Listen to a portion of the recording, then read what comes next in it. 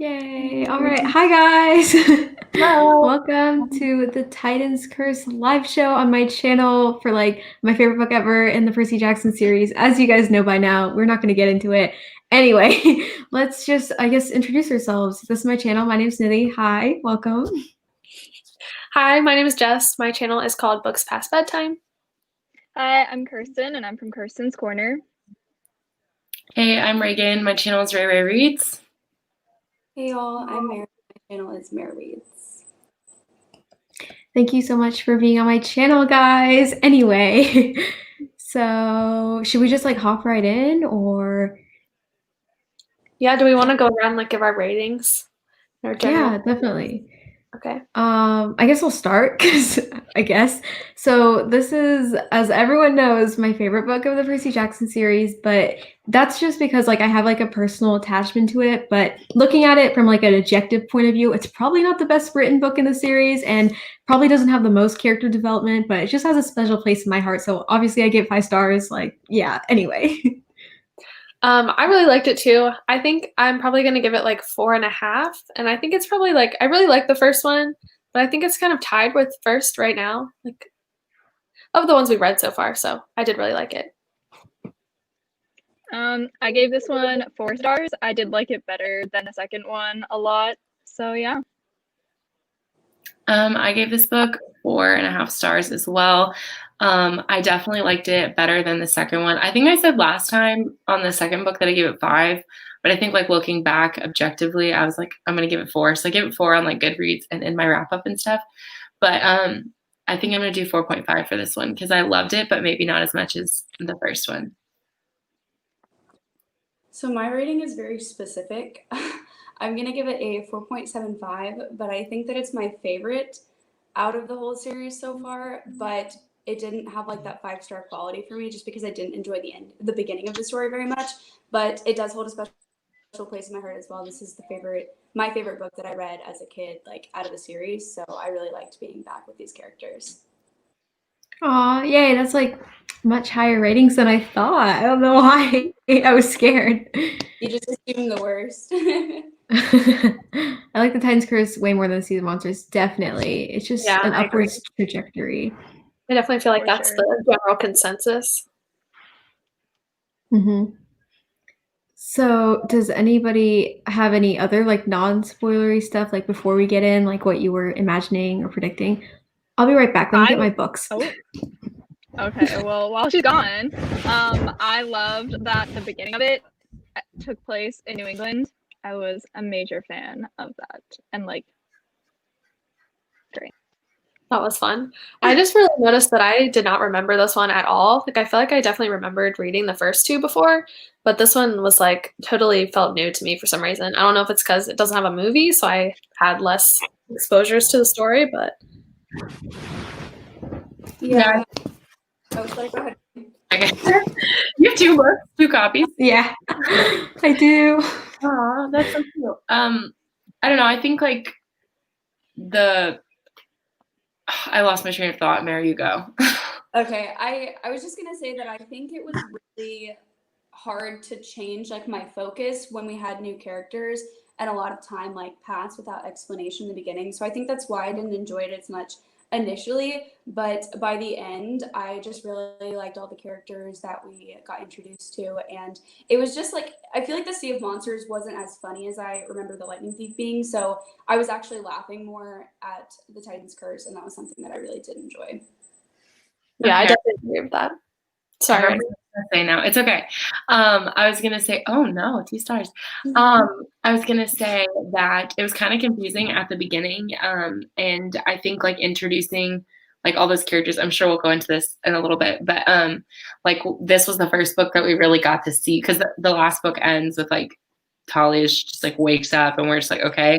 So in this book was kind of like the first time we get to really see her. And then I think introducing 2 other female characters along with that, I was kind of confused. Like I even noticed like almost halfway through and even towards like closer to the end, I would legit get Talia and Zoe mixed up. Like I would have to sit there and be like, okay, who is Talia? Because they introduced like both of them as characters, not really like as characters, but we got to see them both for the first time interacting with people. in this book. And so I think that was a little bit confusing, that there was just a lot of stuff going on. And the fact that I couldn't like picture them because there wasn't a movie for this one. So I think that was I had like a little bit of confusion, but. Yeah, they're very similar to each other. So I see why you got them. Like, yeah. Honestly, I don't blame you, Rachel.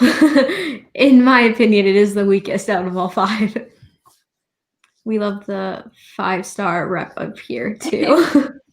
I had to count that. Anyway, I don't know. Is there any other like thoughts on like the writing or the plot? Like, did you like it better than the other ones? Did you like the direction it went in? Are we still in non-spoiler territory or are we in spoiler territory? Should we go into spoiler territory? Like, I don't mind. I was just making sure because I didn't know if you had anything specifically you wanted to share, Nidhi. Because I didn't. Honestly, no, not specifics, but do you guys have anything? I don't think I have any more like non-spoilery thoughts if we want to just jump in to the spoiler section. Great. Spoilers, guys. Sorry. That's seamless. Anyway. Love that for us. Okay, so so the first thing, I guess, item on the agenda is like compared to other books, spoilery wise, how did you feel about it? I don't think I have anything to add other than that I did really like this one better than the second one and probably equal to the first one. I don't have like a spoiler reason for that, but I do. As we all know, I'm here for the Percy Annabeth love time, and so this book is just getting a little more spicy with the romance, and so definitely liked that aspect of this book better than the others, because like, of course, the first book's my favorite, but like currently, but they're just so young, and he's just thinks she's weird in the first book, and you know, now it's getting a little more spicy, and the end was so cute, and so anyways. Agreed. I love their relationship building here, especially like you got to keep in mind they're like teenagers, so or like middle schoolers. I don't even know, like in that age. So it's just adorable. Yeah, I loved all the little like quotes and like small mentions of Percy thinking about Annabeth that literally made me smile so much. Like I have a quote written down here. It says, "Just for a moment, she looked a little bit like Annabeth when she was talking about, or when he was talking about Aphrodite," and like that just made me internally combust because it was so freaking cute.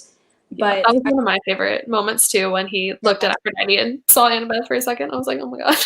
There was another moment that I can't remember, but I think they talked about it in the Discord, so I'll have to go back and look. But it was just so cute with all the mentions. So I really did like the character development and the relationship development within this book. Even though Annabeth wasn't really there, I mean, I just need more Grover content, and I think that was my ideal. So I'm really looking forward to the Battle of the Labyrinth. I think that one actually has the potential to be my favorite out of the series. So I'm very excited to jump in. Definitely.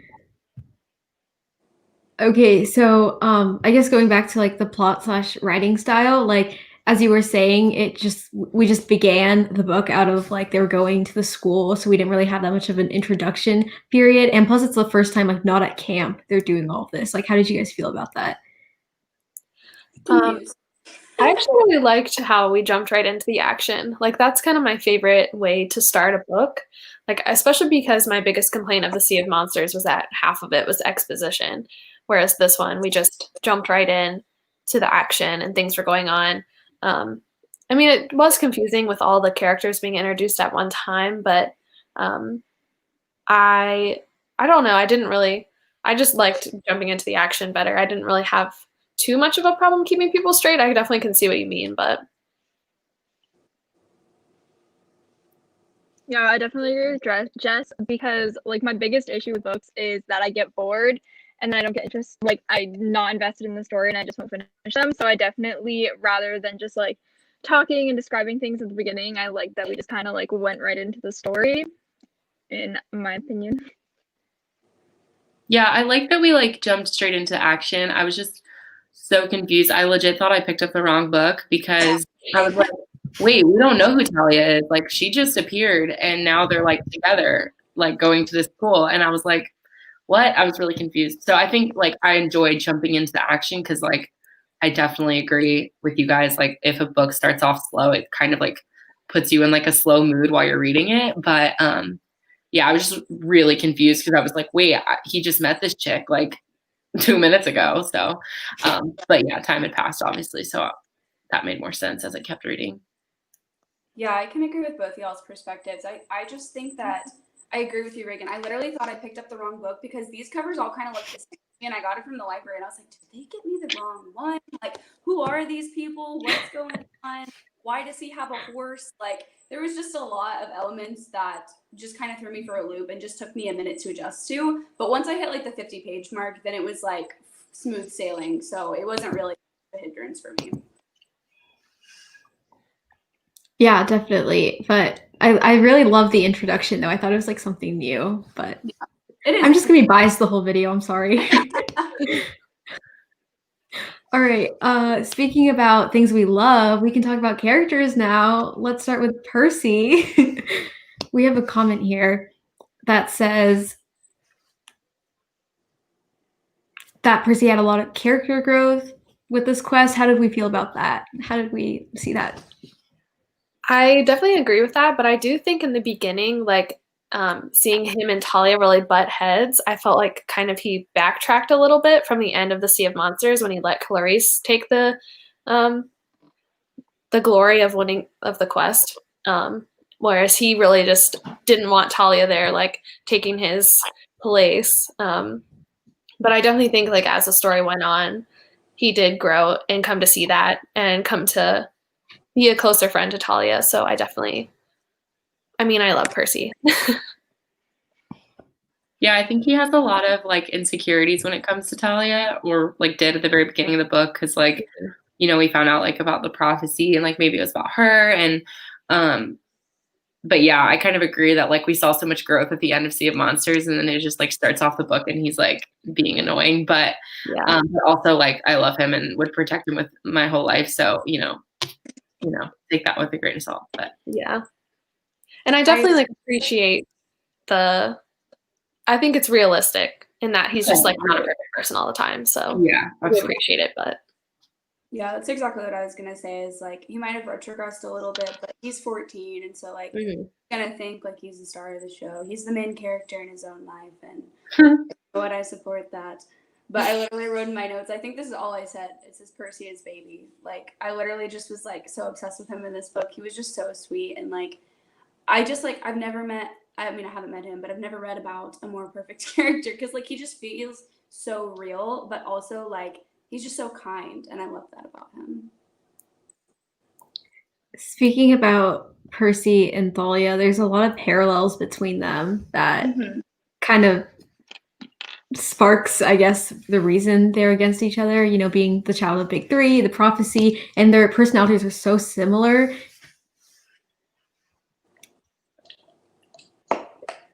It was like kind of inevitable, if you know what I mean, for them to fight. Yeah.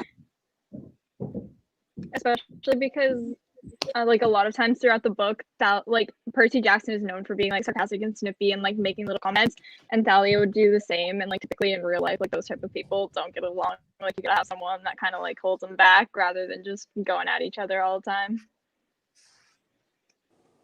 Yeah, very true. And they both like wanted to be in charge and they're the own main character. So they definitely butted heads, but I think your guys are right because they are so similar.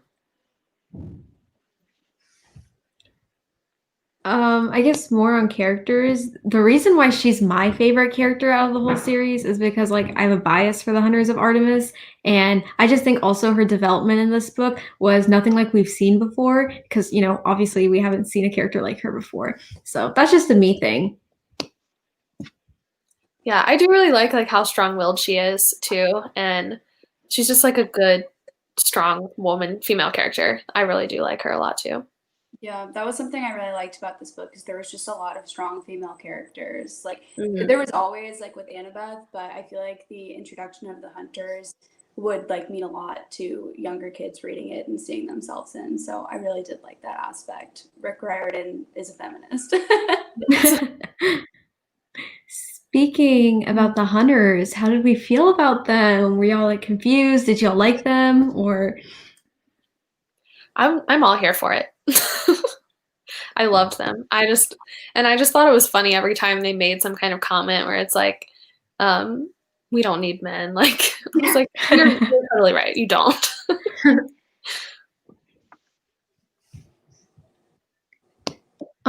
Also, I guess with new characters, the D'Angelos, the whole comment section is talking about them. We gotta talk about them. They're my babies. Yeah, Nico is my favorite character in the whole series of any Rick Riordan ever. Nico is my little cinnamon roll. I love him so much. I'm so excited to read more about them. Well, maybe not both of them. I was just about to say, I was like, I don't know. I feel like it was kind of like, I was like, I kind of feel like Bianca isn't dead because even like the prophecy was like, they'll be lost. And so like, oh, that's not really specific. Like they could just be like lost physically. Like they don't know where they are. So, and also it wasn't like really definite. And then at one point Percy was like, I don't know if she's dead. And he's like, well, she is dead, but like, blah, blah, blah. So, yeah, I don't know. I figured she was probably going to stay alive. So I feel like nobody really dies in this series, to be honest with you. You know what? I'm okay with it. I can't handle it. Same. How do you think Bianca is going to affect like Nico's growth or like the person he is? I mean, he's already so devastated by it. And so like my heart was just breaking for him, especially in like the last chapter. I really did love his character, even though we didn't get to read that much about him. I really do remember having strong feelings of attachment to Nico when I first read the series. So I just think that it's going to be really interesting to read about Nico and Bianca because they were in the hotel for 7 years, which I think was like a really cool factor to include. And so it's just going to be interesting to hear like how they think about things and how they speak, because it's not going to be like in the typical sense necessarily.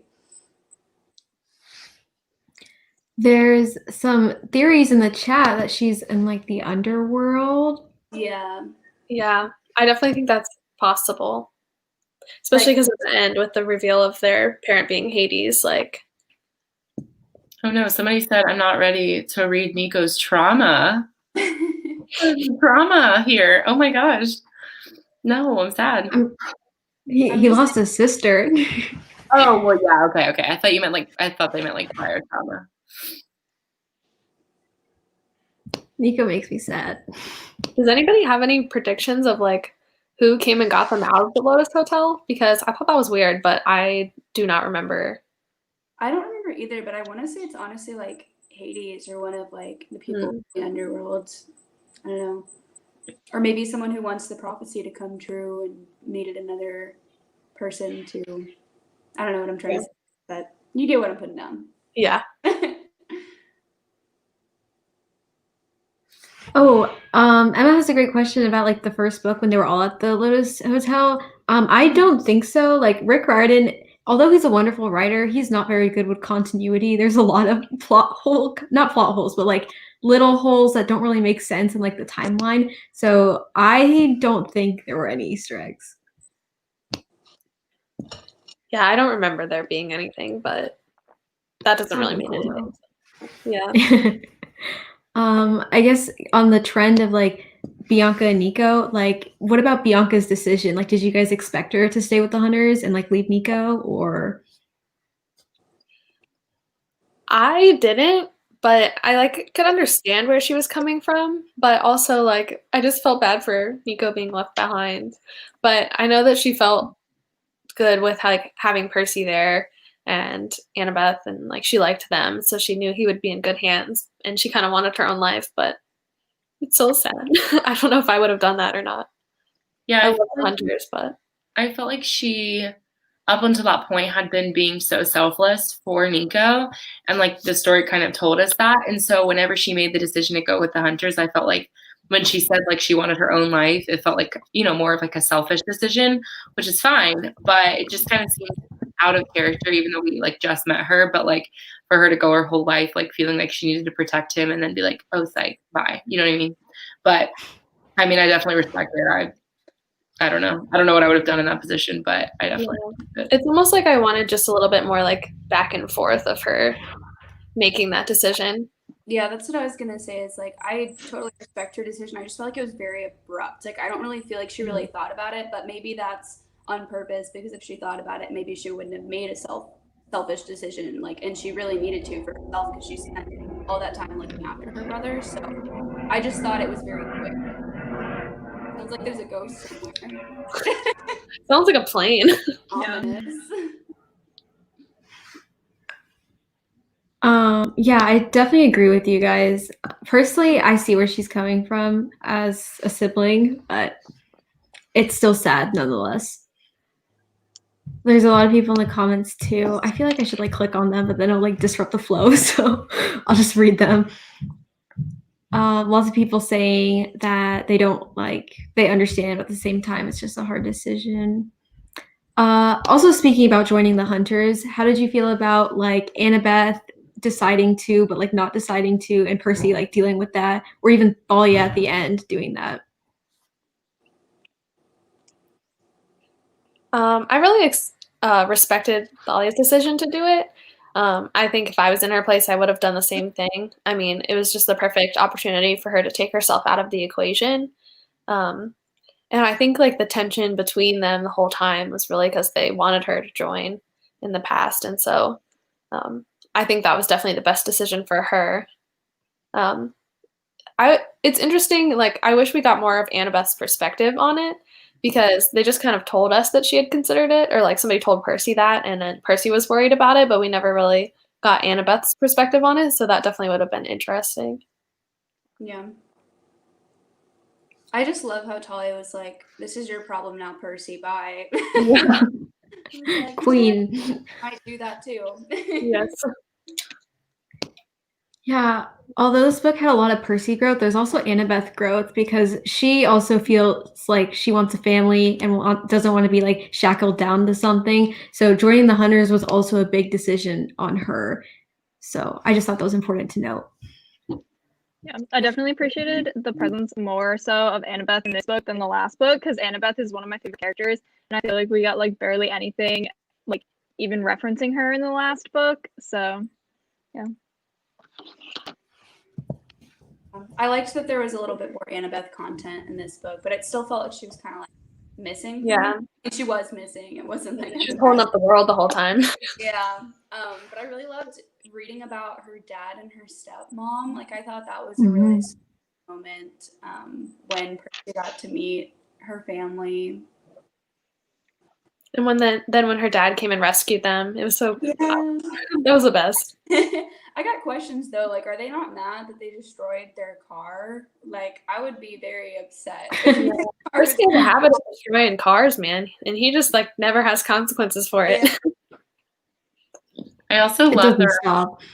I also love the representation of like the blended families. With Annabeth's family, I thought that was really sweet to shed like a really good, healthy light on like just like a good stepmother, and like I don't know, she seemed really sweet. I was scared to meet her because of what Annabeth had said the like previous 2 books, but it was really sweet. There's a question in the comments about the Westover Hall dance and what Annabeth was going to say. Is this like the beginning where she's talking about her family or about the mountain there, or which part is it? I'm going to look real quick and see if I can find it because I remember what you're talking about. Yeah, I don't remember. They were kind of talking about San Francisco and why San Francisco was bad. Was that part of it, or was it like an emotional crush sort of thing? Because about San Francisco, we get that like understanding in the last book why, and then it carries on to the rest of the series, next series. So, oh, it says it's more serious than that, Percy. I probably should tell you something, and then she dipped. So, because they're talking about her moving to San Francisco with her parents.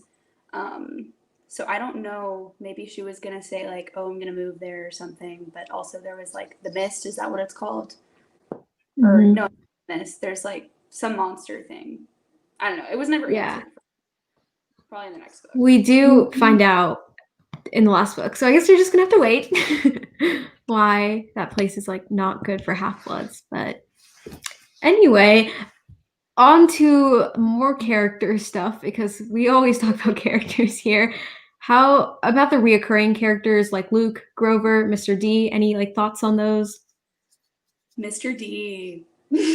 What a man. I really loved his scene with the drachma, that thing. That was like amazing. I loved that he like actually called him Percy Jackson too in this book. Like, we love Mr. D character. And then he was like, "No, I'm not. You're Peter Johnson." Like, I just love that he's like starting to develop like a soft spot for them. Like, I really loved that scene as well, and I was just really happy that he did end up helping them out, but that he was still like his grumpy self, like acting like he didn't do anything.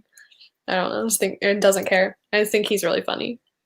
I agree.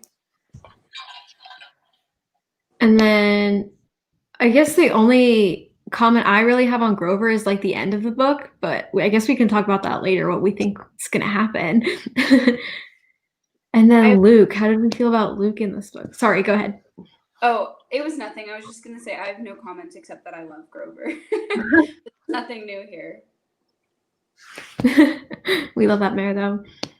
About Luke, I am a bit more scared for him than about him, because he seems like he's not avoiding danger, like he's ready for anything.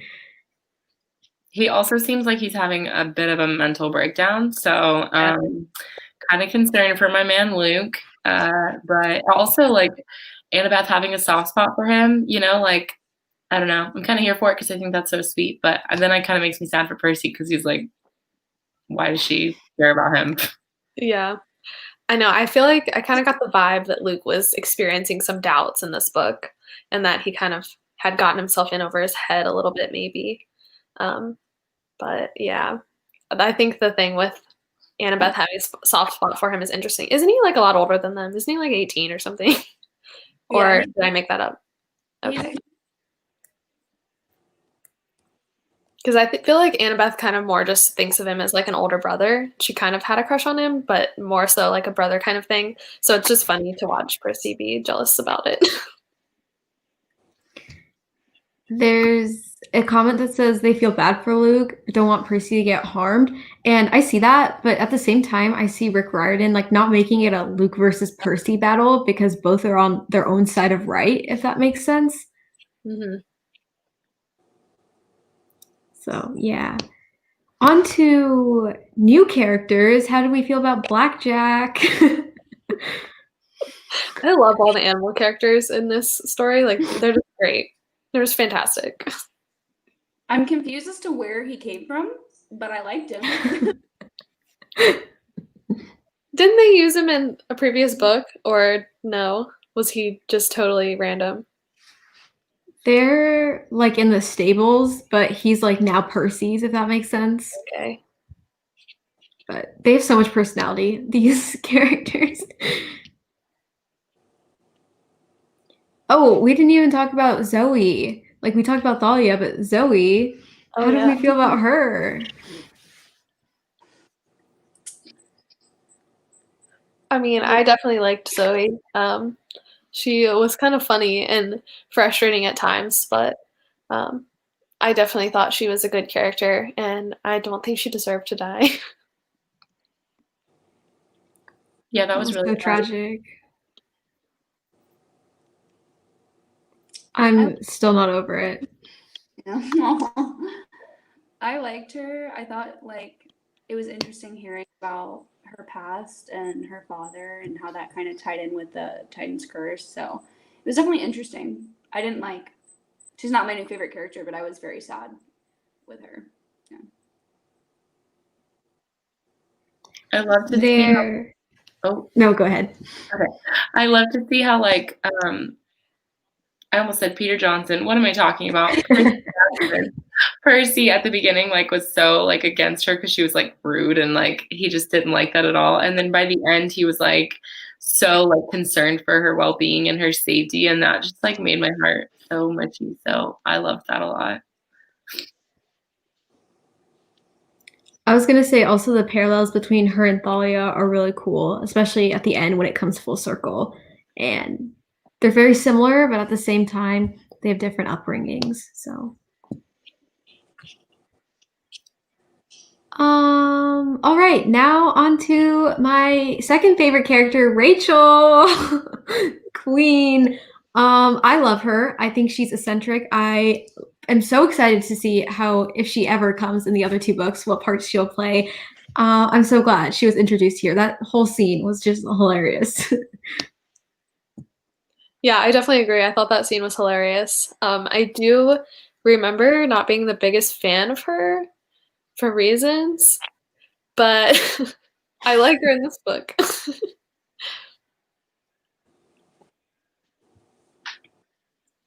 Yeah, I'm interested to see what she has. I don't really have any theories, but I do remember reading about her, so I'm interested to see what that is. Kristen, do you have any thoughts on these characters or Rachel herself? I don't have thoughts on Rachel, but going back to Zoe, I didn't voice my opinion, but I was like honestly surprised when they just like kind of left her to die, because I like, for like a middle grade book, I thought that was like a lot. And I was kind of shocked, and I feel like, I don't know, I kind of expected that she would come back to life. Maybe she doesn't. I don't know, but yeah. I do too. Like, her story is just so tragic herself. There's a lot of victims of circumstances in Rick Riordan's stories, especially in the next book. We'll meet another one. Suspense. Anyway. So I really love how, even though it's a middle grade book, we still can understand these characters and see how they came to be and stuff like that. I guess our last new character is Artemis.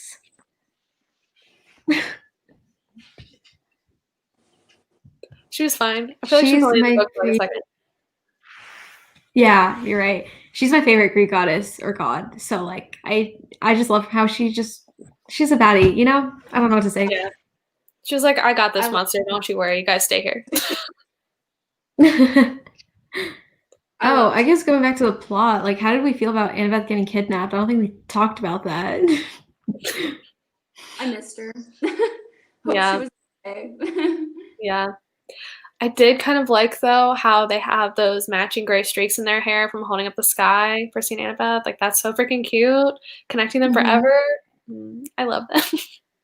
I also thought that like the fact that like one of the main characters was like kidnapped was interesting, because typically I feel like in books like things aren't happening to the main characters, it's things happening to the side characters and then people going to like fix that. So I thought it was interesting that like something actually happened to the main character. Yeah, I did Or totally. not the main character, but a main character. Yeah, I missed her a lot during the book. I mean, I know there was like a lot of Annabeth content because they talked about her a lot. And like when they were at the dam and they were talking about her, that was so cute. It just shows how close they all are, and it was really sweet. But I did miss her a lot. How did we feel about Apollo? Like his introduction? I loved reading about him because apparently he's my godly parent, and so I loved his introduction and actually like getting to hear about him because I really liked him. I liked his dynamic with Artemis. I liked how he like popped up in the middle of their quest too and like secretly helped them out. Like he just was so funny. I love that he was like, "Here are the keys, Talia. Go drive." Yeah. You've been in for 2 years, but I trust you with my vehicle. He was so fun. People give these kids cars too often. Like, what are they doing? They're all underage. All of like the modern like tellings for mythical stuff is pretty cool. Like how the chariot is now like a car, and I just think Rick Riordan's mind is something else. His mind, too powerful. Yeah. For real. I guess onto discussion points about my favorite scene was probably the dam scene. That was just maybe just funny to me, but it is just funny. Like it was so stupid, but it was so funny. Oh, I really liked. I hope that there's more to come about the girl that he met, like at the dam. Probably not. She might be super irrelevant and just laugh at me if so. But I just thought that was really interesting that there's like just humans who like are like kind of know about things, but they're just humans. I thought that was interesting. Reagan, not us talking about Rachel for like 5 minutes. And then Oh my God, I'm so sorry. Okay, listen, I was really super confused when you guys were talking about Rachel, because I was like, I don't know who Rachel is, so I must have missed something. I forgot her name. Great. Awesome time. I was really scared Nidhi was like, what do you think, Reagan? I was like, well, I don't know who Rachel is, so I read the wrong book. Love that. Yeah, she's super interesting. She also, I don't know. We just talked about it. She's also one of my favorite pictures. No, you're good. That whole damn scene was intense. Yeah, but how they mentioned that Percy's mother is like Rachel too, like she doesn't, like she can see the monsters and stuff. And like, is every kid's mortal parent like that, or no? Were they applying that? Dad was, right? He could see the Yeah, I mean, it seemed like it, but I don't know if he could just see them because they asked him for help or what. I don't know. I don't know. Because they just made a don't point to think say something about so. Percy's mom. I think it's random because like Rachel's not descendant of the gods or anything. Neither is Sally. But Yeah. I don't know. It's a good question. Because sometimes the gods transfer into humans. That's why their parents can like see them. But Yeah. Oh, we're like hopping all over the place, but like, what about that reveal about Bianca like raising the dead skeletons, and then Nico's like, "Oh, that's my dad," you know, at the end. I mean, that was wild for sure. I mean, I knew that who their godly parents were, but it definitely was interesting, like how they did the reveal. But like, does Nico himself even know? Like, I think he just opened the earth for the heck of it, didn't he? Like, it was just kind of how Percy didn't know he could heal himself in water until he fell into the water. Or am I missing That's something? true. Am I being stupid? No, you're not, because I think he like did it uncontrollably, and then I think that's when he realized. But I certainly was shocked. I did not expect that. I don't know if I was stupid when I was in 3rd grade, but I was like, "Oh my God, how did he do that?" Yeah. I loved how they revealed it, because I think it'll just be really like, because there's been different reveals in different ways for each of the children of the big three. Like Percy was claimed, Talia like we already knew her parentage, and with Nico like kind of figuring out the context clues initially, like I think the build up was even better with that.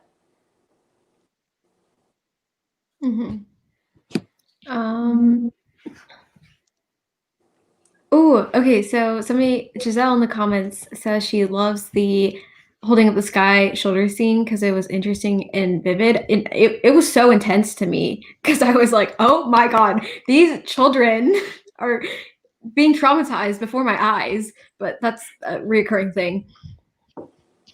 Yeah, like the description of the pain that Percy felt, I was like, oh my God. Yeah.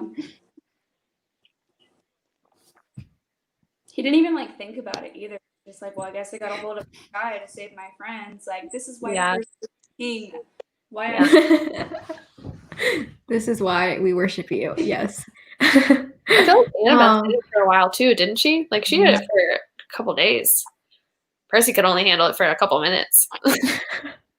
Sure. And period. Yeah, wasn't there like a internal struggle where he was like right before he went to go hold up the sky, he was like about to fight somebody, and then he was like, I'll let Zoe take care of it, and then he went and like held up the sky, which was like important, but it wasn't like the main like fighting scene, which I kind of appreciated because it was like he was like, I'll just do the thing that needs to be done in the background while they take care of it, which I kind of liked. Yeah, it definitely was kind of self-sacrificing for sure. Plus, that was so sad with Zoe and her father. Like, it's heartbreaking. These children. Oh, another thing I've written down is like Bessie and like the new monsters that are coming into play. How did you guys feel about the new monsters? Bessie, I loved Bessie. I mean, she was just like another, or he, excuse me, misgendered Bessie. Was like just so cute. And I was offended when they kept calling him a monster. I was like, he is so sweet. He's no monster. People are just going to do monstrous things with him. It's a difference. I loved how like Percy was like, "You're not allowed to kill him. Like, Mhm. we love Bessie in this household, and you can't Yeah. touch." And the way Bessie just like followed him across the country was just so sweet. I feel like there, like Tyson and Bessie would have been like best friends. Yes. Definitely. Oh my gosh, adorable. Um, I guess we could talk about like the setting of the whole story, how it like transferred from place to place, to battle. Like, how do you think that's gonna like add to the rest of the series, or how do you think it added in this book?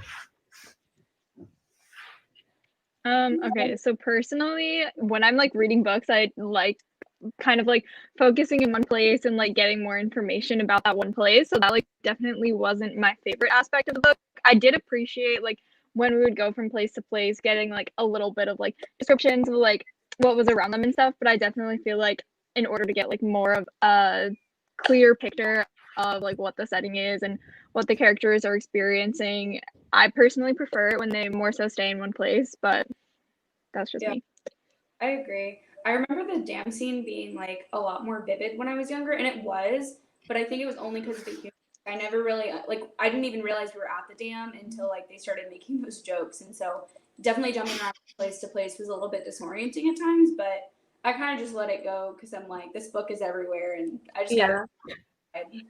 I kind of do think, like, on the other hand of that, like, I definitely agree with you guys and see what you're saying, but I feel like it's cool for all of the kids reading it who might not get to travel to any of these places in their lives to kind of just be exposed to them, learn about them in that way. I mean, I can kind of see that being cool and meaningful to kids reading this.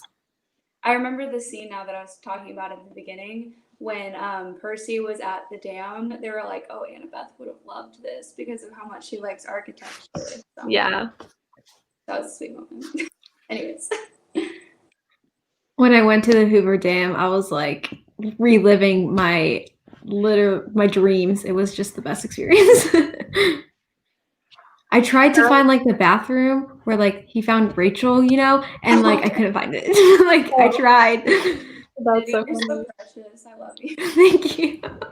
I did find the statues though, like the angels or whatever. So cool. Oh, really? That's so cool. That's cool. Yeah, but the food court was like the line was just so long we had to like drive around, so we didn't go there. But like next time I'm going to the food court. Oh. Ooh. There's a question of will Percy and the others ever travel outside of the United States?